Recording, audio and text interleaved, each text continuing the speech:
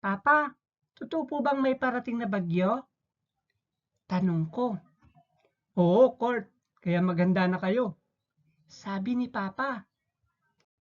Hinanap ko kaagad ang mga ate ko. Ate Princess, Ate Britney, maganda tayo para sa paparating na bagyo. Sabi ko. Pero paano? Tanong ni Ate Princess. Ayaw ko. Naglalaro ako. Normal at natural na pangyayari lang naman ang bagyo. 20 mahigit na beses bumabagyo sa isang taon. Paliwanag ni Ate Britney. Pero iba ang parating na bagyo. Sabi sa balita, mas malakas ito kaysa sa mga naunang bagyo. Kaya mas mabuting maghanda tayo. Sabi ko. Ate, tama siya. Dapat maghanda tayo. Sabi ni Ate Princess kay Ate Britney. Nakita ko rin sa TV ang mga pinsalang ginawa ng bagyong Yolanda. Maaaring mangyari sa atin kung hindi tayo maghanda. Sandaling nag-isip si Ate Britney saka tumayo. Kayong dalawa, pareho kayong kakaiba. Hindi ako tutulong sa inyo. Maglaro na lang ako kaysa sumali sa inyo. Pagkatapos, iniwan na niya kami. Bumaba kami ni Ate Princess at pinag-usapan ang tungkol sa paghahanda. Lumipas ang 10 minuto na pagsama-sama na namin ang mga bagay na kailangan para sa gagawin naming emergency kit. Naihanda namin ang flashlight, posporo, lighter, kandila, bottled water, mga dilata, biscuits at crackers, first aid kit, lubid, Swiss knife, compass, at marami pang iba. Inilagay namin ang lahat ng iyon sa isang plastic box na may masikip na takip. Pagkatapos, bumalik kami sa itaas upang makuha ang aming mahalagang papel at dokumento, tulad ng mga sertipiko ng kapanganakan. Nagulat kami ni Ate Princess na makita namin si Ate Britney na inaayos ang aming mahalagang dokumento. Ngumiti siya sa amin. Tinutulungan ko na kayo. Pinagalitan kasi ako ni Lola Carmen. Tama kayo. Pasensya na. Sabi ni Ate Britney. Ayos lang, Ate Britney. Sabi ko. 3 na kaming nagplano ng mga susunod na hakbang.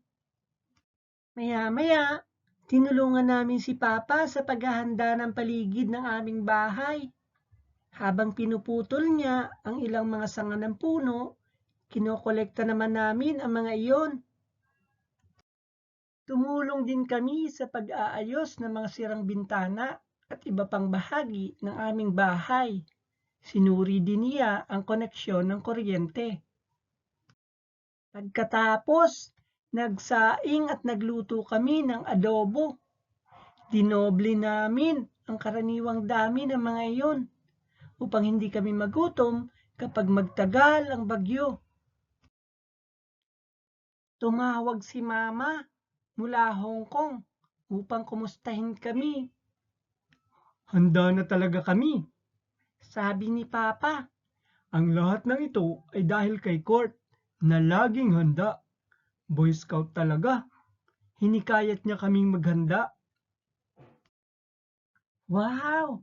Ang galing naman ni Court. Nakakatuwa. Masayang-masaya ako kahit hindi ko kayo kasama ngayon. Panalangin ko palagi ang inyong kaligtasan. At huwag niyo rin kalimutang magdasal. Sabi ni Mama. Opo, Mama. Sabay-sabay naming sagot. Ingat din po, Mama.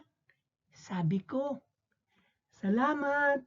Pagpalain kayo ng Diyos. Sabi ni Mama bago siya nagpaalam.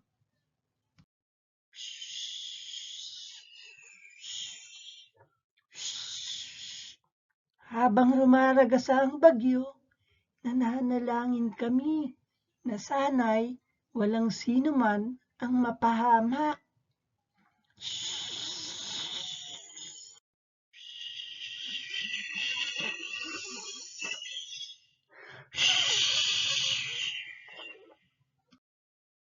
Nakaragdag sa takot namin ang tila sumisipol na hangin. Hinahampas nito ang mga sanga ng puno ng kay Mito. Parang pinasasayaw rin ito ang aming bahay.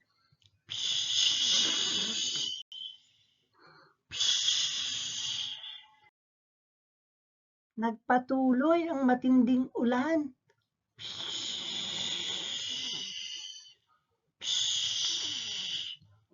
Diyos ko! Bulalas ni Ate Princess. Tingnan nyo! Baha na sa labas!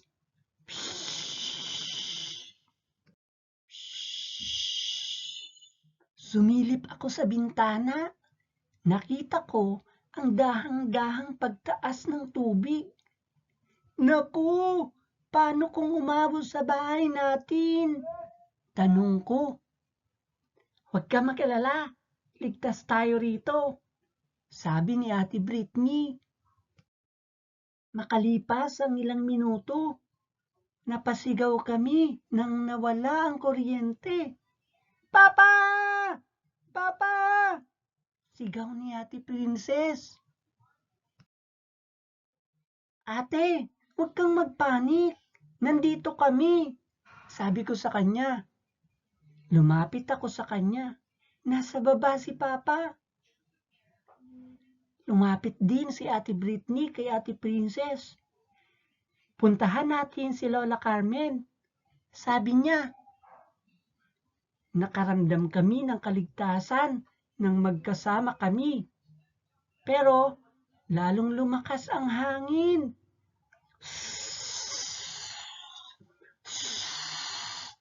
Talagang nakakatakot.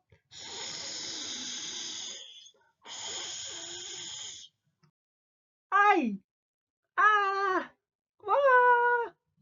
Madalas kaming sumisigaw sa tuwing may maririnig kaming ingay sa bubungan. Natatakot kaming mawala o baka liparin ang mga yero. Ay! Wah! Huwag kayong mag-alala. Ligtas tayo kasi nagdasal tayo sa Diyos na protektahan tayo. Sabi ni Lola Carmen. Opo, totoo po yan, Lola. Sabi ko. At saka, naghanda po kami.